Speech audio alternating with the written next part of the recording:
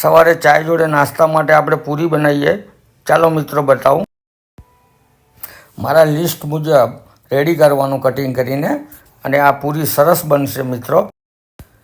મારા લિસ્ટ મુજબ બધું ભેગું કરી એક સાથે રેડી કરી દેવાનું। આ ટાઈપનું 10 કિલો માલની પૂરી બને।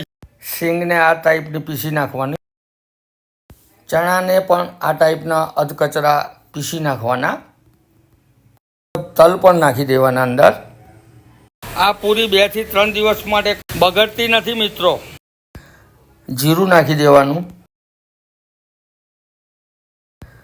ખસખસ પણ નાખી દેવાની અંદર, મીઠું પણ નાખી દેવાનું 200 ગ્રામ। બધું મિક્સ કર્યા પછી ડુંગળી ઉપર 1 લીટર ઓઇલ નાખી અને આ ટાઈપનો થોડું પાણી નાખી અને લોટ બાંધવાનો।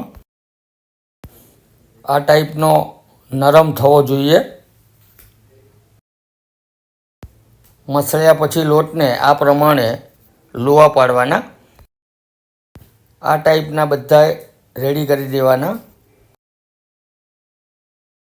પૂરી કે રોટલી બનાવવાનું જે મશીન આવે છે એની અંદર પ્લાસ્ટિક રાખી અને આપણે લુવાનું દબાઈ અને આવી રીતે પૂરીઓ રેડી કરવાની।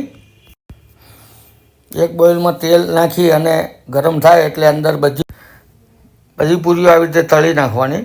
સરસ બની છે અને તમે પણ તમારા ઘરે બનાવજો, અને સારી લાગે તો લાઈક આપવાનું ભૂલતા નહીં। અને આપણે ચાખીએ હવે કેવી બની છે। પહેલાં સબસ્ક્રાઈબને ચખાડવું।